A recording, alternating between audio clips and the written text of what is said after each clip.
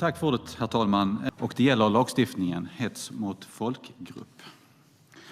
Så här är det, herr talman. Uppfattningen att alla medborgare ska vara lika inför lagen och att ingen ska behöva utstå diskriminering på grund av exempelvis etnisk tillhörighet. Det är inte bara en allmänt erkänd princip i Sverige, utan något som också är stadgat i 1 kapitlet 9 paragrafen i regeringsformen. Och jag tänker citera. Många av er kan det säkert redan. Domstolar samt förvaltningsmyndigheter och andra som fullgör offentliga förvaltningsuppgifter ska i sin verksamhet beakta allas likhet inför lagen samt iaktta saklighet och opartiskhet. I realiteten finns det dock ett tydligt exempel på lagstiftning som gör skillnad mellan svenska medborgare på basis av deras etniska tillhörighet. Ett sådant exempel är bestämmelsen om hets mot folkgrupp, 16 kapitlet, 8 paragrafen i brottsbalken. Det framgår i och för sig inte när man läser själva texten. Jag tänker citera igen. Den som i uttalande eller i annat meddelande som sprids, hotar eller uttrycker missaktning för folkgrupp eller annan sådan grupp av personer med anspelning på ras, hudfärg, nationellt eller etniskt ursprung, trosbekännelse eller sexuell läggning döms för hets mot folkgrupp till fängelse i högst 2 år eller om brottet är ringa till böter. Men verkligheten är en annan.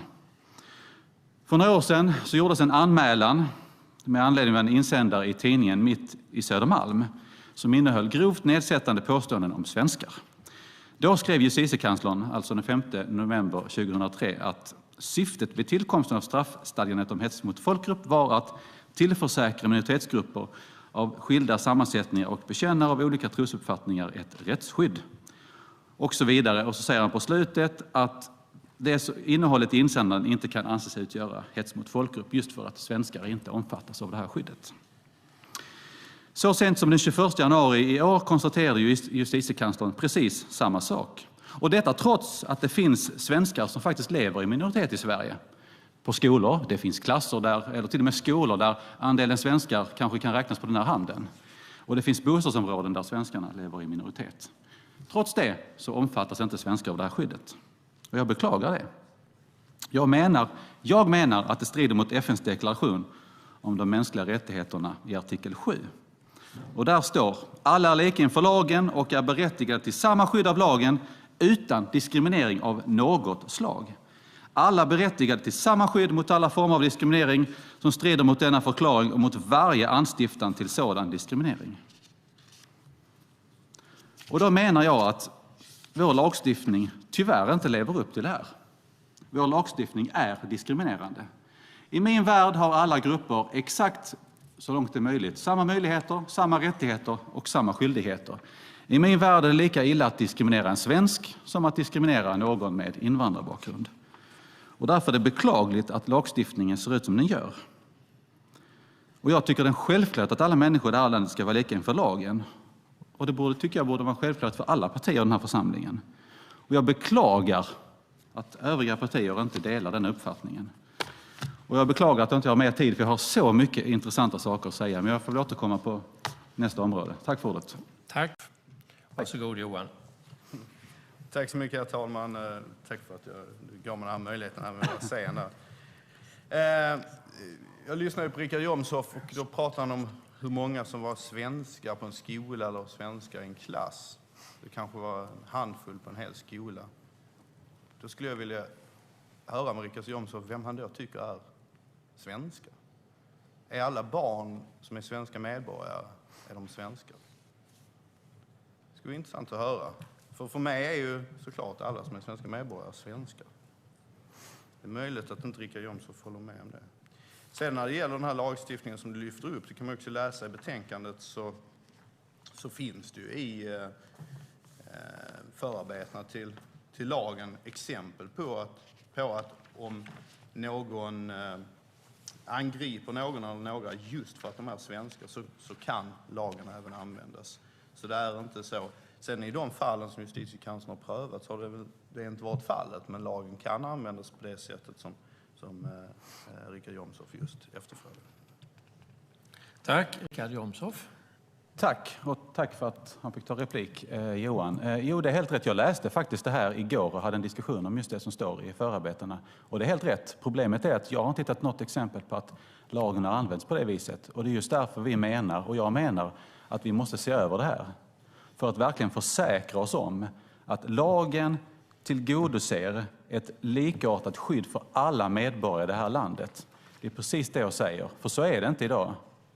Man kan skratta hur mycket man vill, men det finns flera exempel på hur svenskar har blivit misshandlade, har blivit utsatta enkom bara för att de är svenskar, men som inte åtnjuter det skyddet som då den med invandrarbakgrund åtnjuter. Jag tycker det är beklagligt, för så är det. Och det har ju som sagt Justitiekanslern konstaterat. Det finns ju fler exempel och jag beklagar att det är så. Och vad gäller huruvida någon är svensk eller inte, ja det kan man såklart diskutera. Jag menar att det finns många människor i det här landet som är medborgare som inte är svenskar.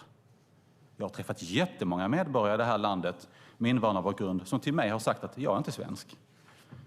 Så att det är väl inte speciellt konstigt.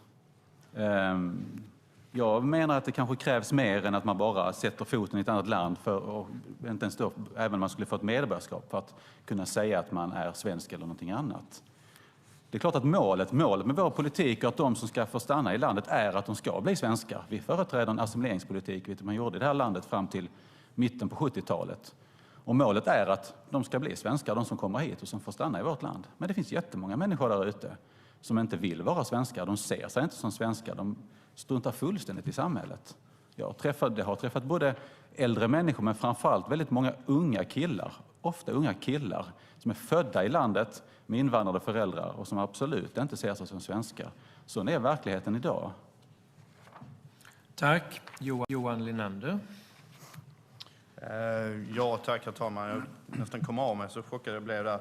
Men det är klart att det finns många personer som lever i Sverige som är svenska medborgare men som kanske har finska rötter eller så och kommit hit som fortfarande ser sig som finländare fortfarande, men de är ju ändå svenskar.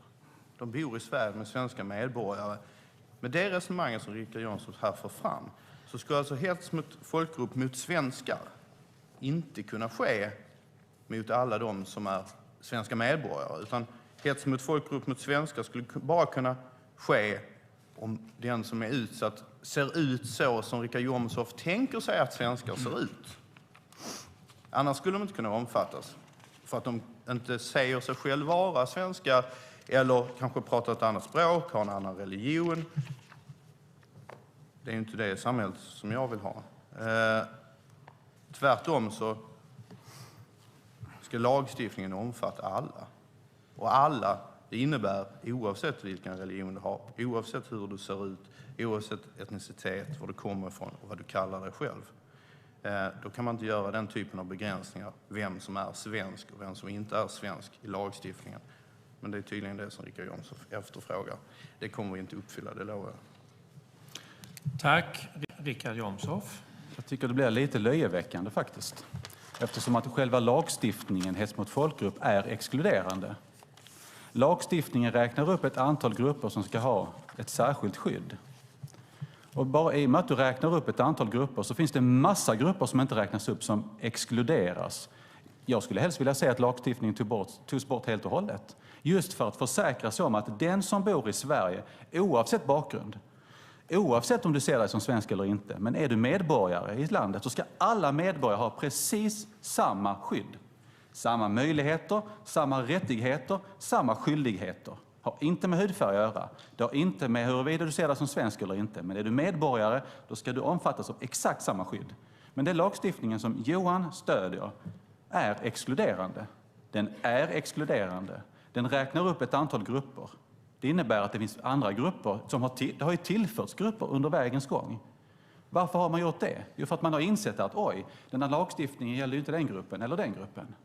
Den är exkluderande till sin natur och det är det som är problemet.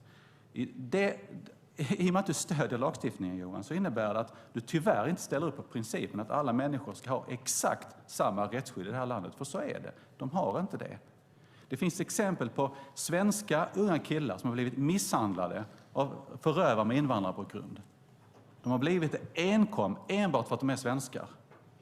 Men inte är det så att de på grund av det, de här som då har misshandlat dem, har tilldömts ett hårdare straff för det. Men det finns exempel på motsatsen och jag kan inte acceptera det. Den som misshandlar ska dömas till ett straff oavsett vem som gör det. Så enkelt är det. Men den här lagstiftningen är inte bra som den ser ut nu. Den är exkluderande och det kan inte jag acceptera. Tack för ordet.